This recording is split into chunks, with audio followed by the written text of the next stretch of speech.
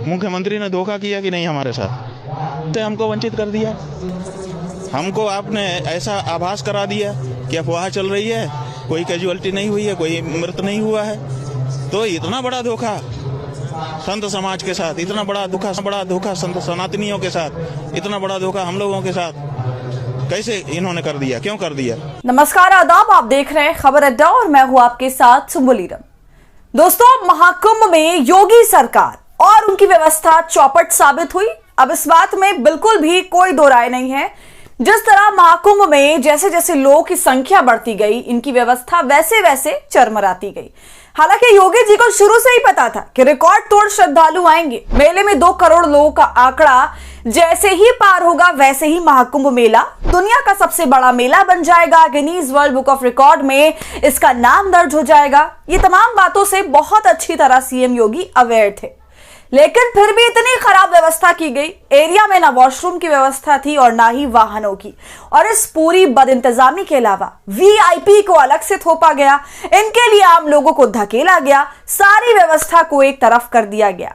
तो भाई, अब जो संत साधु और श्रद्धालु मौजूद है महाकुंभ में, वो अचानक आजम खान को क्यों याद करने लगे हैं?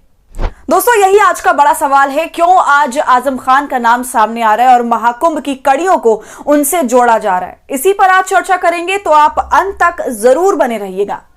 दोस्तों, महाकुंभ में भगदड़ की खबर आई और कई लोगों के हताहत होने की जानकारी आई। कई लोग घायल हुए हैं। सवाल ये उठ रहा है कि योगी आदित्यनाथ ने तो दावा किया था कि सबसे बढ़िया व्यवस्था हम कर रहे हैं, और यह भी कहा था कि हम वो नहीं है जो आजम खान जैसे लोगों को, जिसका सनातन से कोई मतलब नहीं, उसको जिम्मेदारी दे दें और सनातन से जुड़े हुए लोगों का अपमान कर दें और अव्यवस्था फैला दें। हम यहाँ पर सनातन की रक्षा करेंगे और हिंदू धर्म के हिसाब से तमाम तैयारियां करेंगे और पूरी दुनिया को आमंत्रण दे दिया, लाखों करोड़ों लोग आएंगे। ये व्यवस्था है। फूल बरसाए गए, तमाम व्यवस्थाओं का जिक्र किया गया, लेकिन हुआ क्या? पहले तो आग लगी, फिर वीवीआईपी ट्रीटमेंट की वजह से आम लोग जबरदस्त तरीके से परेशान हुए। इतना कि सीएम योगी को गाली तक देने लगे। उन्हें कहने लगे कि मेले में मत आओ, तुम्हारे आने से हमें दिक्कत झेलनी पड़ रही है। तो जब योगी जी महाकुंभ को अपनी राजनीति की दुकान बना रहे थे और इसे लेकर हिंदू मुस्लिम का कार्ड खेल रहे थे, तभी उनकी सो कॉल्ड व्यवस्था की धज्जियां उड़ रही थी। और ऐसा होते ही सभी साधु संत और श्रद्धालु अपने धर्म को परे रखकर आजम खान की व्यवस्था को याद करने लगे, क्योंकि योगी सरकार ने तो आस्था की चीज को बहुत पहले ही राजनीति का सामान बना दिया था। और महाकुंभ जैसे सेक्रेड मेले को भी उन्होंने लाइट्स कैमरा एक्शन कर दिया, और जिसके चलते आज ये हाल हो गया है लोगों का। अपने पाप धुलने, आस्था में लीन होने महाकुंभ पहुंचे थे और सीधा रौंद दिए गए। दोस्तों, भगदड़ में लगभग 30 लोगों की मौत और 70 घायल बताए जा रहे हैं, और कई कई खबरों में तो ये 30 का आंकड़ा 35-40 भी बताया जा रहा है। तो अभी तक सटीक आंकड़े भी जारी नहीं कर सकी है सरकार। इतना वक्त बीत चुका है। उल्टा कुछ अधिकारी तो ये भी कह रहे हैं कि कुछ हुआ ही नहीं है, अफवाह मत फैलाइए। जबकि प्रधानमंत्री से लेकर गृह मंत्री और गौतम अडानी तक सब संवेदना व्यक्त कर चुके हैं, और फिर भी ये कहा जा रहा है कि कुछ भी नहीं हुआ है। हमारी देश की मीडिया, चाटुकार मीडिया भी आंकड़ों की बात तब तक नहीं करती जब तक कि लखनऊ से सिग्नल नहीं आ जाता। मीडिया में कोई वावेला नहीं मच रहा। इस भयावह घटना को लेकर कोई सवाल नहीं पूछे जा रहे हैं, कहीं ताल नहीं ठोकी जा रही है, ना दंगल हो रहा है, ना हुंकार भरी जा रही है। मगर दोस्तों, जो आम लोग इस स्थिति से दो चार हुए हैं, वो योगी जी का इस्तीफा मांग रहे हैं। जिस अखिलेश यादव पर 2013 के समय पूरा देश बरसा था, जबकि मेले में कुछ हुआ भी नहीं था, उनसे भी ये भाजपा सरकार ने खूब आरोप प्रत्यारोप किया था, और मीडिया के तो कहने ही नहीं थे। उसका तो अलग ही सीन था उस वक्त। तो क्यों अब ऐसा हो रहा है, और सीएम योगी का इस्तीफा मांगना टेक्निकली कितना सही है? जो अखिलेश यादव अब सीएम योगी का इस्तीफा मांग रहे हैं, वो कितना सही है, सब आपको बताएंगे। लेकिन उससे पहले आप पप्पू यादव का बयान सुनिए। महाकुंभ में भगदड़ में दर्जनों लोगों की मौत, ये सरकार है या जोकरों का अड्डा? हिंदुओं के ठेकेदार बनते हैं, कुंभ मेला भी आयोजित नहीं कर पाते हैं। 2013 में एक मुसलमान आजम खान महाकुंभ के प्रभारी मंत्री थे, पर शानदार आयोजन किया था।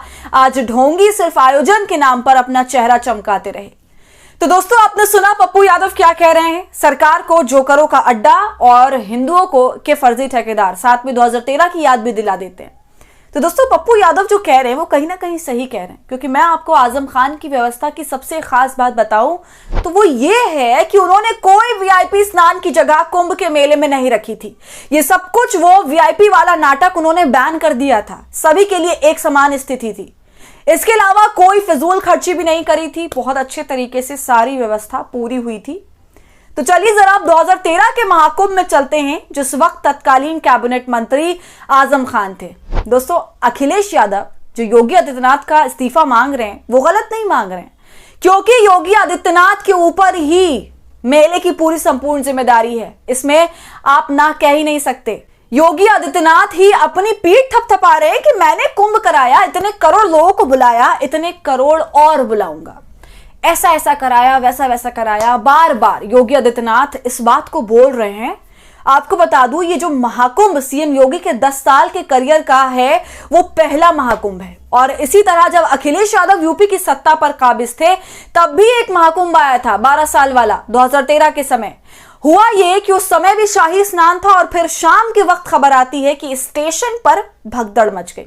हालांकि तभी अफवाह उड़ाई गई थी कि मेले में ऐसा हुआ है, मगर असल में ऐसा रेलवे स्टेशन पर हुआ था। इलाहाबाद रेलवे स्टेशन जो अब प्रयागराज बन गया है। और तब की बात देखिए आज तक हो रही है। और क्यों हो रही है? केवल मुस्लिम नाम जुड़ा है इसलिए। तो तब स्टेशन पर भगदड़ मच गई और वहां पर कई लोगों के मारे जाने की खबर आई। सब मीडिया वाले कुंभ छोड़कर स्टेशन भागे अपना अपना कैमरा लेके। तब टोटल 35 लोगों के मरने की लास्ट में जानकारी सामने आई थी कि 35 लोग मरे। और उस समय उस कुंभ का जिम्मा, उस कुंभ को कराने वाला व्यक्ति मोहम्मद आजम खान थे। तो आजम खान वो कुंभ करा रहे थे, अखिलेश यादव की देखरेख में करा रहे थे। जब इतने लोगों के मरने की खबर आई तो आजम खान ने तत्काल बिना किसी के कहे, बिना सोचे समझे इस्तीफा दे दिया। अखिलेश यादव को इस्तीफा दे दिया कि मेरी नाकामी है, मेरी नाकामी की वजह से 30-35 लोग मारे गए हैं। मैं रात रात भर सो नहीं पा रहा हूं ये सोचकर कि मेरी नाकामी की वजह से लोग मारे गए, इसलिए आप इस्तीफा लीजिए। तो देखिए तब नेताओं की आंखों का पानी इतना नहीं गिरा था और उनमें साहस था कि वो जिम्मेदारी ले। लेकिन आज के नजारे तो कुछ और ही हैं। खैर दोस्तों इसका टेक्निकल पॉइंट मैं आपको बताती हूँ। टेक्निकल पॉइंट इसका ये था कि रेलवे जो आता है वो केंद्र सरकार की जद में है। केंद्र सरकार के अंदर सारी देखरेख होती है। रेलवे के भीतर क्या कुछ हो रहा है, जो भी हो रही है, चोरी है, पर्समारी है, जो कुछ भी होता है, सब राज्य सरकार की पुलिस का काम ये सब नहीं होता संभालना। ये सब कुछ केंद्र सरकार संभालती है, जीआरपी करती है। और जीआरपी अपने हिसाब से उसको कोर्ट में सजा दे या जो भी है वही करती है। स्टेशन मांगने हो या ट्रेन मांगने हो, स्टॉपेज मांगने हो, कुछ भी हो, राज्य सरकारें केंद्र सरकार से विनती करती हैं कि हमारे यहाँ ट्रेन बढ़ा दीजिए, या जो भी मांग है सब केंद्र से होती है। तो समझने वाली बात यह है कि क्यों रेलवे की ऐसी व्यवस्था हुई कि इतनी भीड़ हो गई, कैपेसिटी से ज्यादा भीड़ हो गई। चलिए इस बात को भी छोड़ देते हैं दोस्तों। लेकिन उत्तर प्रदेश की अखिलेश सरकार उस समय चाहती तो केंद्र सरकार के ऊपर ये डाल सकती थी कि आपके स्टेशन के ऊपर लोग मरे हैं, आपके स्टेशन में दिक्कत है, हमको क्या लेना, हमारा तो कुंभ है, हम कुंभ करा रहे हैं। ट्रेन देना आपका काम है, लोगों को ले जाना आपका काम है, टिकट लेना आपका काम है। फ्री में तो होता नहीं है, सब प्लेटफॉर्म पे खड़े होने के लिए भी टिकट लगता है। लेकिन नहीं, आजम खान ने उस समय अपना इस्तीफा अखिलेश यादव को सौंप दिया। और देखिए उन्होंने क्या कहा था, कट टू कट मैं बता देती हूँ।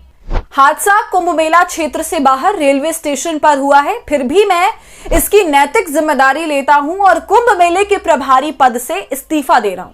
इस दर्दनाक हादसे से मैं बहुत दुखी हूं, सारी रात सो नहीं पाया। मैं अपना इस्तीफा मुख्यमंत्री अखिलेश यादव को भेज रहा हूं। आजम खान ने यह भी कहा था, हमने कुंभ मेले की अच्छी से अच्छी व्यवस्था करने में अपनी तरफ से कोई कोर कसर नहीं छोड़ी है।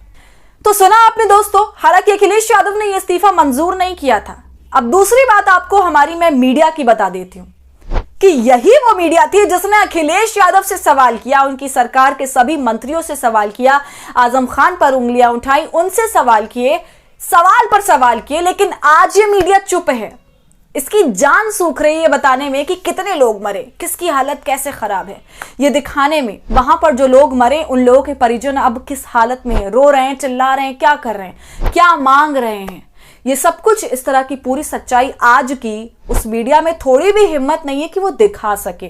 जिस तरह से ये मीडिया 2013 में अखिलेश सरकार पर चढ़ी हुई थी, आज 2025 में ये मीडिया मोदी सरकार के आगे नतमस्तक है, अपना जमीर बेच खाई है। और रही बात मोदी सरकार की, तो उसने तो जब कोरोना की लाखों मौतों की जिम्मेदारी नहीं ली, तो ये हादसा तो उसके लिए छोटी बात है। दोस्तों, आपका इस पूरे मामले पर क्या कहना है, हमें कमेंट कर जरूर बताइए। वीडियो पसंद आई हो तो इसे लाइक और शेयर करें और खबर अड्डा को यूट्यूब पर सब्सक्राइब कर लें।